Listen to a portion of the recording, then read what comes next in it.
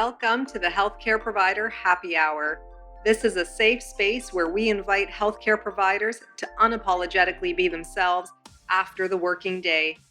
My name is Jennifer George, and each week I will connect you with guests and stories that will help transform your stress to success and fulfillment. Are you with me? Grab your drink of choice and let's chat.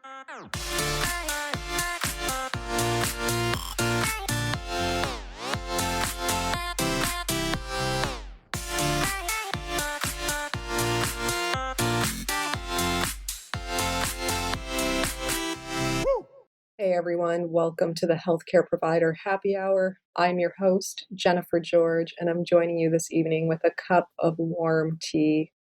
I want to chat with you today about helping your patients connect with their goals and their motivation. This is pretty powerful because I think this is the point where in the therapeutic alliance, you become a partner in care. This is where you are helping your patients, or guiding them, I should say, to more self-awareness, to more self-discovery, to more reflection on their part, and connecting with the multifactorial reasons why they're really in your presence right now. So I want to highlight a quick story to emphasize this. So a while back, I had been working with somebody who hadn't walked in years, okay? And her goal was to walk again.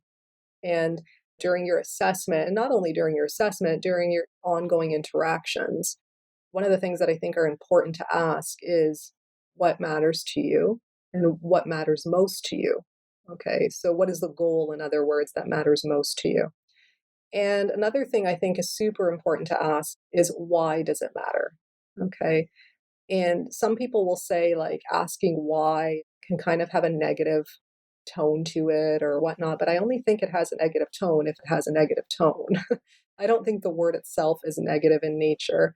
I think it's the way in which you say it and the way in which it's felt and understood by another person is what matters. So, one of the things I like to really ask as well is why does this matter so much to you? Or what would accomplishing this mean for you? And what that really does is it really helps patients tap in to that iceberg effect, essentially, that we understand is beyond them, right? Beyond the physicality with which they're presenting, what lies beyond that, okay? And they're the ones who are going to tell us what that is. So in her case, for example, it was frequent falls and then eventually just more and more fear. And then the fear became safer. And then she just decided to stay in the wheelchair or be in bed or in a seated or lying position and non-weight bearing. And her world eventually got smaller, right? So she eventually realized years later that this wasn't what she wanted and this isn't how she wanted to live. And I think for a lot of us, we get to that point where it's like, how did I get here? Okay. And for a lot of my patients, walking is that liberation from that small world that they find themselves in. Okay. And it's that way of expanding it again. So for a lot of people, what walking will do for them is it restores their independence in some capacity, obviously functionally, but it also helps them get their power back. Okay. It also helps them be less reliant on others. It becomes bigger than just walking. So then the challenge becomes when you're working towards the goal. And I've always felt, and I'll say this here, I've always felt that the most growth happens during the healing, during that journey, not during the injury and not necessarily at the point of recovery, but it happens during the healing phase. Okay, so now we journey through and we start working towards this goal, and we do this dance in a way where she's getting so close to the goal and then she pulls away from it. And that is intertwined with fear, right? And self doubt. And is this really what I want? And things like that. And that's really what's going on probably in her mind. But what she'll tell me is, well, I have pain in my leg, right? So it's my responsibility to gain that trust, right? And what I often will do in these types of situations is I will remind my patient of what they told me their goal was, what I understood it to be.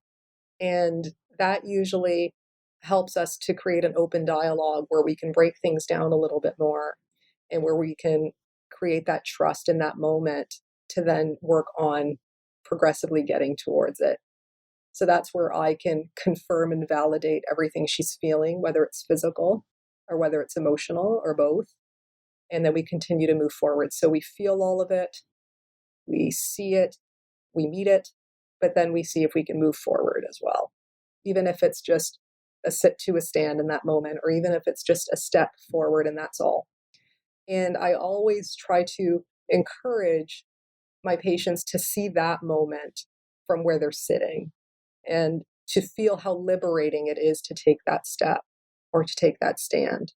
And oftentimes this works. And oftentimes this really does help my patients maintain their motivation. But understandably, like in a chronic type situation, it's going to be up and down. And while we know what patients' potential may be, it really is our patients who have to feel that potential as well.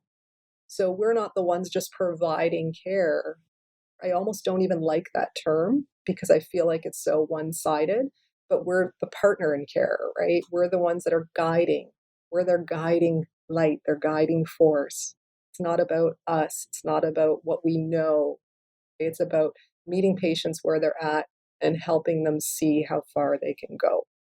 So if you guys like this podcast, please tag me on Instagram. My handle's at bestobsessedwithjen. If you want to hear more of this type of stuff, just let me know. Same way, reach out to me on Instagram. That's where I'm most present, I would say. But the links are all in the show notes if you want to contact me another way. Also, you can check out my book, Communication is Care. I talk a lot about connecting with patients in this book and using real life scenarios and using reflective questioning to kind of get you to think more about your presence in your practice every single day. Okay, and until we chat next time, remember to stay well and stay happy. So if you guys like this podcast, please subscribe and leave an honest review. Your feedback means everything to me.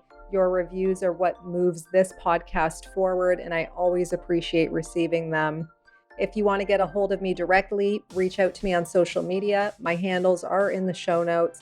And you can always subscribe to my weekly newsletters at jennifergeorge.co so that we can stay connected. So until next time, thank you guys so much again for your ongoing support.